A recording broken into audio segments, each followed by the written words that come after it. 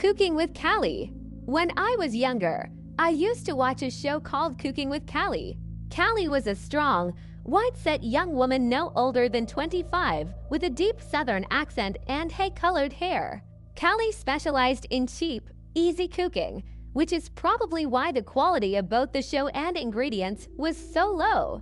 A lot of her ingredients were canned or powdered. I never watched for the actual cooking, I watched for Callie. She always ended her episodes by saying, "I hope you have a wonderful day, and make sure to eat good." She always had a good aura, and for a kid up at scarily late hours, she was a comfort. The show was low budget, and you could tell only airing either early in the morning or late at night. No matter what you watched it on, there was a deep fuzziness to the visuals, and the audio sounded like something you could record on a flip phone. The show only had 3 seasons, only 2 of which I watched when I was younger. I remember watching the rare commercial for the 3rd season. I think it only ever played once, and that's the only reason I knew it was made. One day, they stopped with the reruns, and Callie disappeared into my memories. I tried quite a few times to find the 3rd season, looking it up on various pirating sites. Looking up Callie yielded nothing, so she came and went like a Florida thunderstorm in my mind. When I found season 3 of Cooking with Callie at a thrift store, I picked it up and took it home. Callie had occasionally crossed my mind through the years. I just assumed the 3rd season was either lost media, never aired, or never made. Luckily, I still have my DVD player and set it up for a night of nostalgia.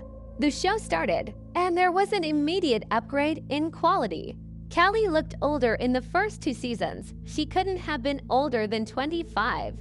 Now she looked mid-30s despite the date on the DVD saying the 3rd season came out the same year as the 2nd.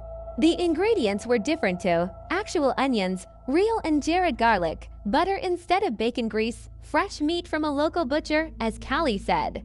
Every meat she had always looked strange. Cuts I've never seen. But being a lifelong vegetarian, I didn't suspect anything at the time. Something felt off, and after the 4th episode, I decided to shut it off.